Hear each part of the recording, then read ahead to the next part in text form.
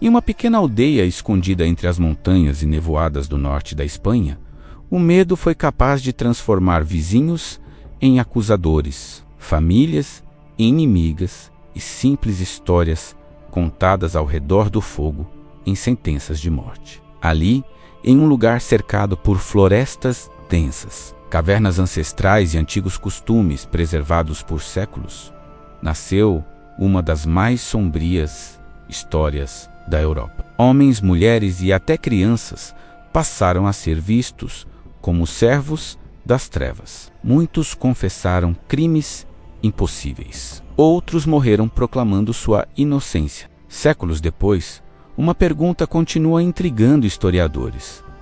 Existiram realmente bruxas em Zugarramurdi? Ou tudo foi uma tragédia provocada pelo medo coletivo? Antes de mergulharmos nessa história extraordinária, aproveite para se inscrever no canal Entre Deuses e Homens, onde exploramos as maiores lendas da humanidade. Deixe também o seu like, porque ele ajuda este conteúdo a alcançar mais pessoas apaixonadas por história e mitologia. Nossa jornada começa muito antes de a palavra bruxa despertar terror. O século XVII era um período de intensas disputas religiosas e crises econômicas. A fé ocupava o centro da vida. Acontecimentos eram interpretados como manifestações da vontade divina ou da ação de forças invisíveis. Uma colheita perdida, uma tempestade ou a morte repentina dificilmente eram vistos como naturais. Para muitos,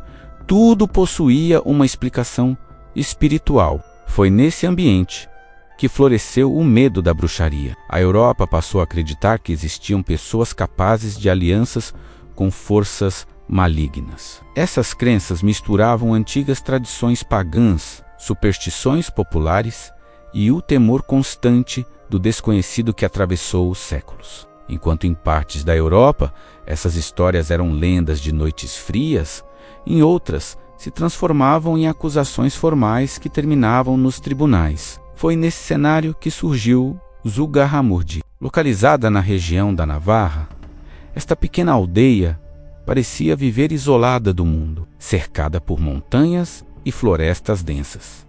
A paisagem transmitia uma beleza quase sobrenatural. Quem visita a região sente que a natureza envolve a aldeia em um silêncio antigo. Muito antes do cristianismo, aquela região era habitada pelo povo basco, uma das culturas mais antigas e enigmáticas da Europa. Sua língua, o euskera, não possui parentesco conhecido com nenhum outro idioma. Sua cultura preservou tradições únicas por milênios. Enquanto outras civilizações deixavam registros escritos, as crenças bascas sobreviviam através da tradição oral e da conexão com a natureza sagrada. As montanhas, rios e cavernas eram vistos como lugares vivos, habitados por forças invisíveis que precisavam ser respeitadas. Entre essas crenças, destacava-se Mari, uma poderosa divindade associada às montanhas, tempestades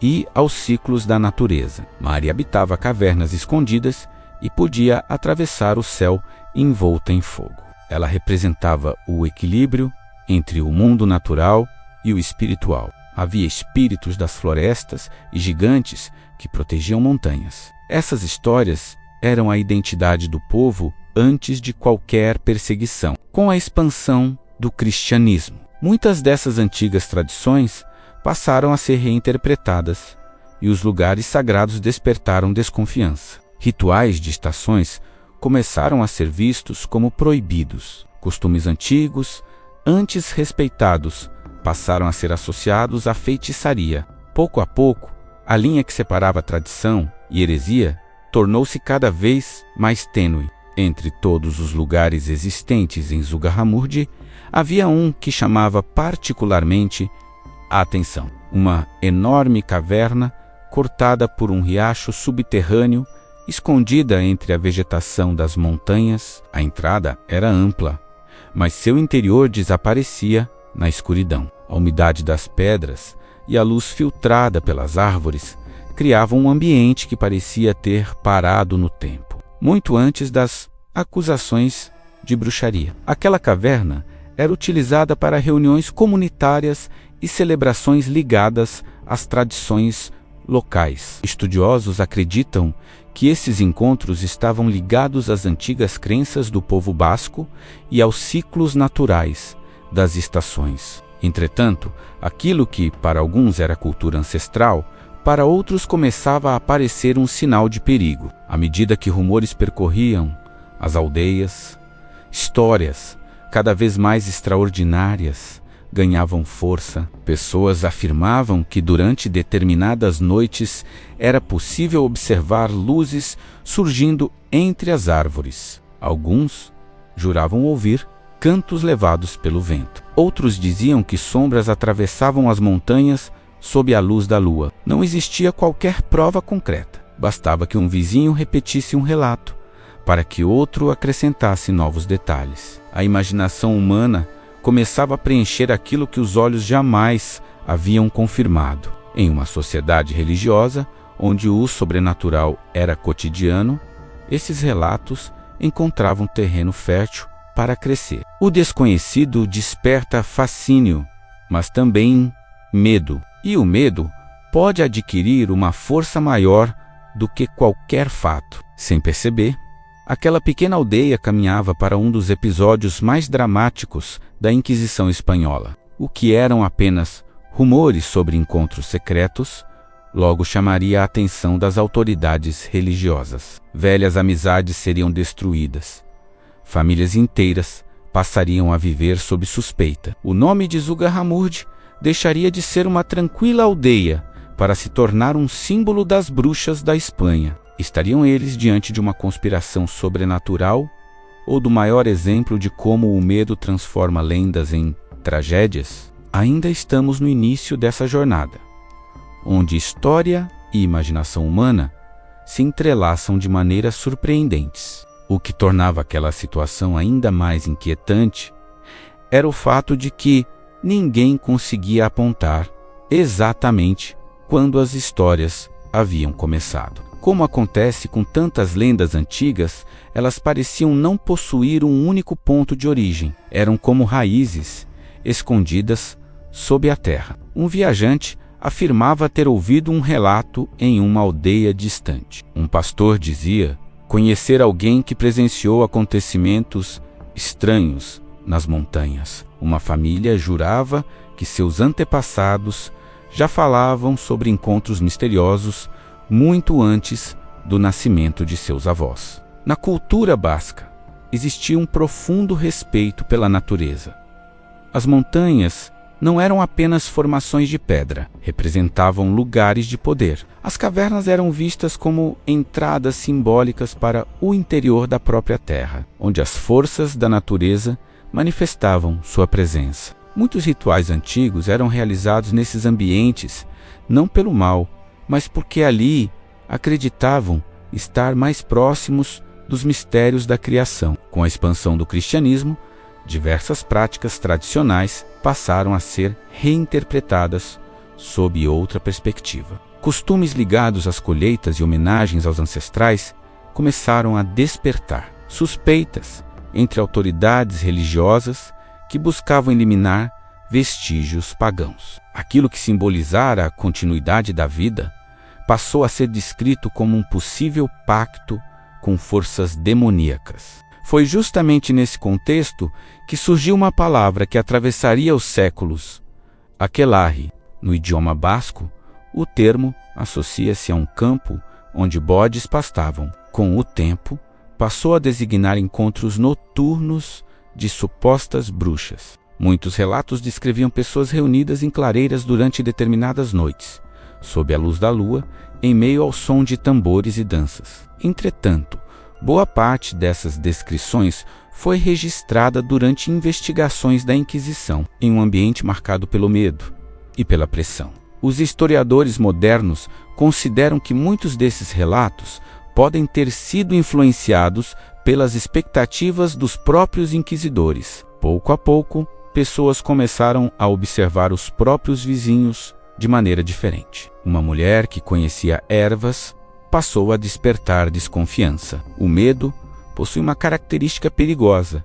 Ele modifica a forma como enxergamos o mundo. Acontecimentos comuns passam a receber interpretações extraordinárias. Se uma vaca adoecia repentinamente ou se uma tempestade destruía a colheita, logo surgiam suspeitas sobre culpados ocultos. Naquele tempo, poucas pessoas possuíam explicações científicas para epidemias ou alterações climáticas. Encontrar um culpado oferecia algum tipo de conforto. Os primeiros boatos espalharam-se rapidamente. Famílias inteiras passaram a carregar o peso da desconfiança e a evitar trilhas após o anoitecer. Outros deixavam símbolos religiosos nas portas de suas casas, acreditando que isso seria suficiente para afastar qualquer influência maligna. Enquanto isso, nas montanhas ao redor de Zugarramurdi, a grande caverna permanecia silenciosa, moldada pela água há milhares de anos. Em noites de neblina, as sombras das árvores pareciam mover-se entre as rochas. O vento produzia ruídos que lembravam vozes distantes. Bastava uma pessoa afirmar ter visto uma luz incomum para que dezenas de outras acrescentassem novos detalhes fantásticos. Mercadores e peregrinos levavam histórias de rituais praticados naquela aldeia isolada. A Europa vivia o auge das perseguições à bruxaria. Tratados religiosos descreviam detalhadamente como supostas bruxas agiriam. Foi nesse ambiente que os rumores sobre Zugarramurdi finalmente chegaram ao conhecimento da Inquisição Espanhola. Se aquelas histórias fossem verdadeiras, eles acreditavam estar diante de uma rede organizada de bruxaria. Uma investigação parecia inevitável. Enquanto isso, os moradores continuavam suas atividades diárias, sem imaginar a dimensão dos acontecimentos que transformariam suas vidas. Mas bastava observar com atenção para perceber que algo havia mudado. Conversas tornavam-se silenciosas quando um estranho se aproximava. O medo, lentamente, deixava de existir apenas nas histórias e passava a fazer parte da rotina daquela comunidade. O que viria a seguir seria uma sucessão de denúncias e julgamentos que marcariam para sempre o nome de Zugarramurdi. As primeiras pessoas seriam levadas para prestar depoimento, e aquilo que revelariam mudaria o destino daquela pequena aldeia nas montanhas bascas. Se esta história está prendendo sua atenção, deixe seu like e se inscreva no canal Entre Deuses e Homens para os próximos episódios. Quando os primeiros depoimentos começaram a ser registrados, a atmosfera em Zugarramurdi já não era a mesma. A tranquilidade das montanhas havia sido substituída por uma inquietação constante. O que antes eram histórias em voz baixa passou a documentos oficiais. A partir daquele momento, os rumores passavam a influenciar decisões capazes de mudar o destino de dezenas de pessoas. Tudo ganhou força quando algumas jovens da região afirmaram ter participado de encontros secretos realizados durante a noite. Os registros indicam que essas declarações tiveram um papel decisivo. Elas descreviam reuniões conhecidas como aquelarres, encontros que aconteciam em locais afastados da aldeia, especialmente nas proximidades da famosa caverna de Zugarramurdi. Historiadores discutem as circunstâncias dessas declarações. Em um período de medo e pressão social, distinguir fatos de narrativas tornou-se difícil. Mesmo assim, para as autoridades da época, aquelas confissões pareciam confirmar exatamente aquilo que muitos já suspeitavam. Os relatos falavam sobre reuniões realizadas durante a madrugada. Alguns afirmavam que grupos deixavam suas casas em silêncio. Caminhavam pelas trilhas das montanhas, guiados apenas pela luz da lua, atravessando bosques cobertos por névoa e riachos gelados. Segundo as crenças difundidas, esses encontros eram celebrações proibidas, onde participantes renunciariam à fé cristã por forças demoníacas. Pesquisadores acreditam que essas narrativas refletiam mais as ideias dos inquisidores do que acontecimentos efetivamente comprovados. Ainda assim, cada novo depoimento reforçava o clima de pânico. As histórias tornavam-se cada vez mais elaboradas. Alguns relatos mencionavam estranhas luzes surgindo entre as árvores. Outros falavam sobre animais que apareciam e desapareciam sem deixar rastros. Havia quem jurasse ter visto enormes sombras atravessando os campos pouco antes do amanhecer. Esses acontecimentos eram interpretados como sinais da atuação de forças sobrenaturais. As investigações avançavam rapidamente. Os inquisidores passaram a reunir testemunhos de moradores de diferentes aldeias.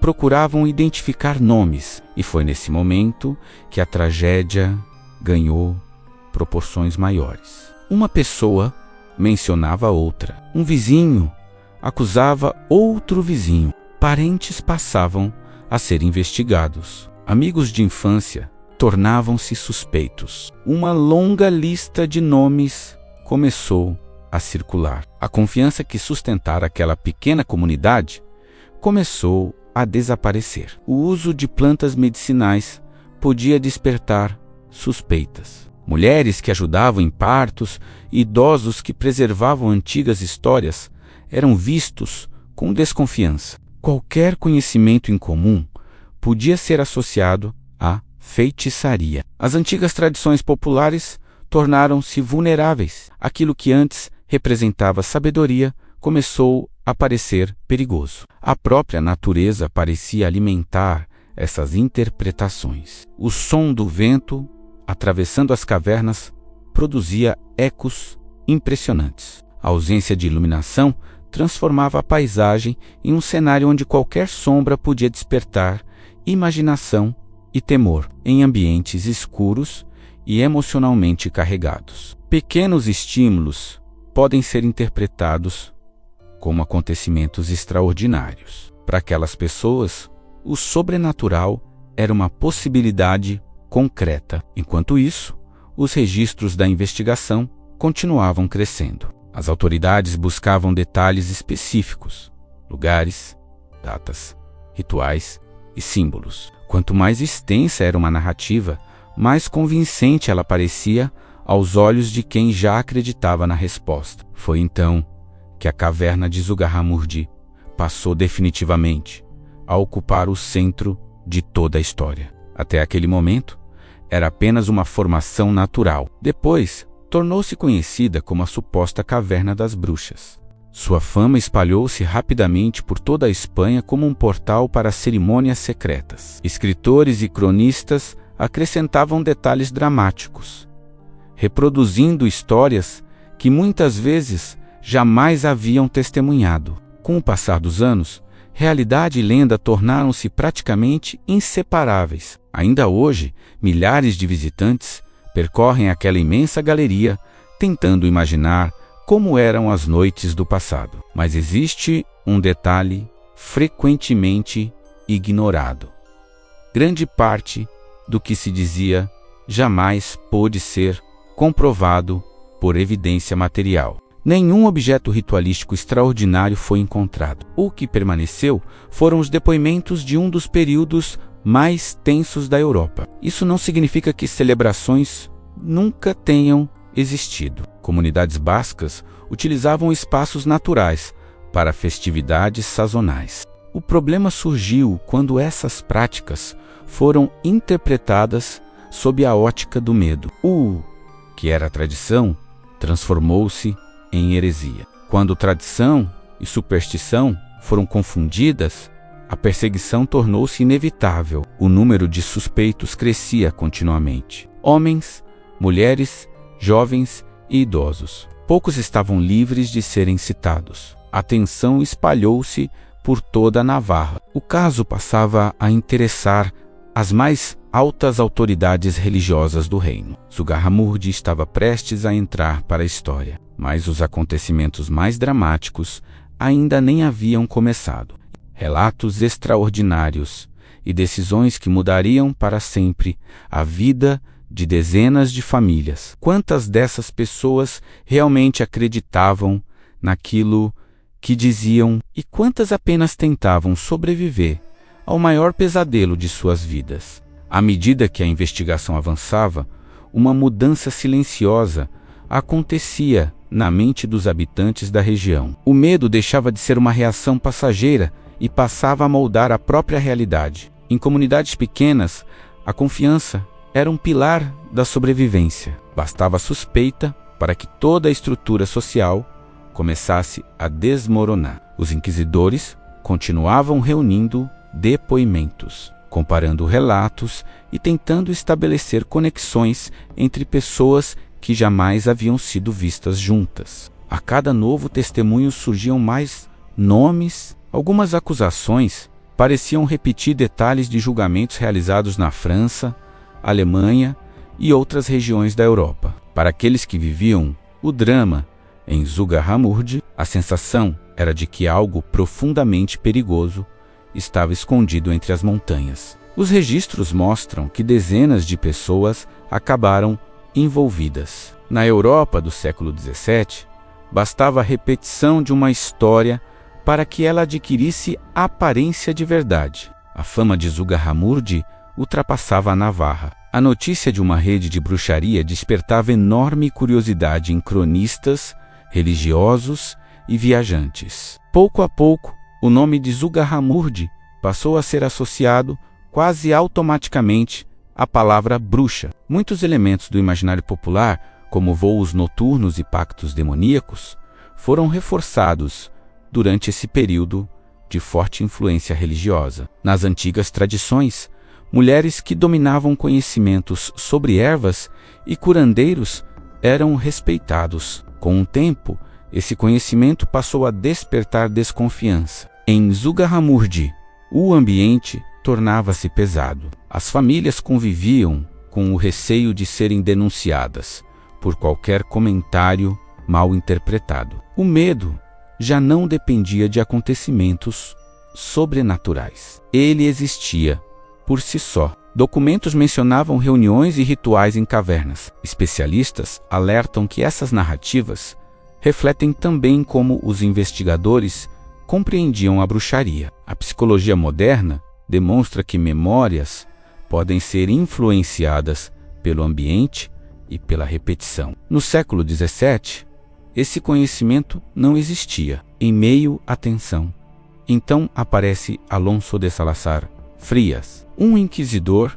que adotou uma postura incomum: examinar cuidadosamente as evidências. Salazar percorreu a Navarra, conversou com centenas de pessoas e comparou versões. Quanto mais investigava, mais dúvidas surgiam. Ele percebeu que as acusações baseavam-se em relatos repetidos e confissões contraditórias. Não existiam provas materiais para as narrativas extraordinárias. Sua postura influenciaria profundamente o futuro. Mas antes disso, dezenas enfrentaram prisões e o peso de serem considerados inimigos da comunidade. As montanhas permaneciam as mesmas. A caverna silenciosa, o que havia mudado era o olhar das pessoas. Nem sempre são necessários monstros para uma tragédia. Às vezes, basta que uma comunidade inteira passe a acreditar que eles existem. O episódio caminhava para seu momento mais marcante, os famosos autos de fé, onde as sentenças seriam anunciadas diante de multidões.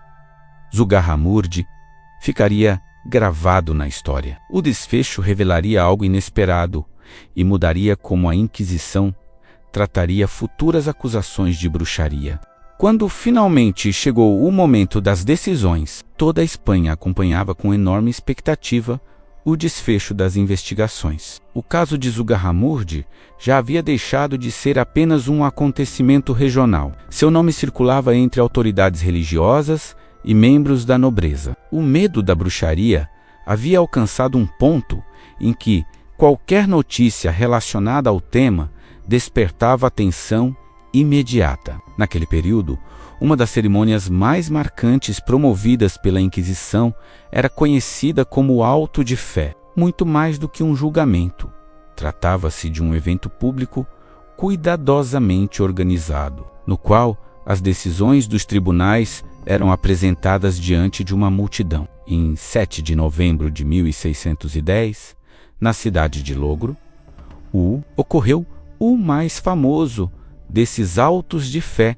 relacionado ao caso de Zugarramurdi. Milhares de pessoas compareceram. As ruas estavam tomadas por curiosos.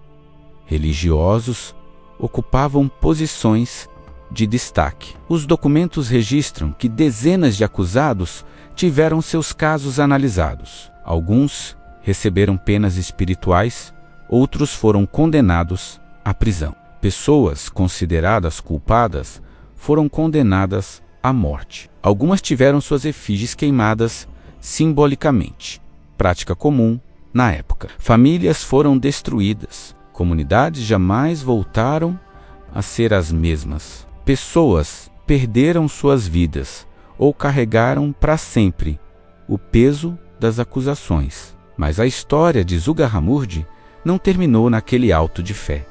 Foi somente depois dele que ocorreu uma das mudanças mais surpreendentes.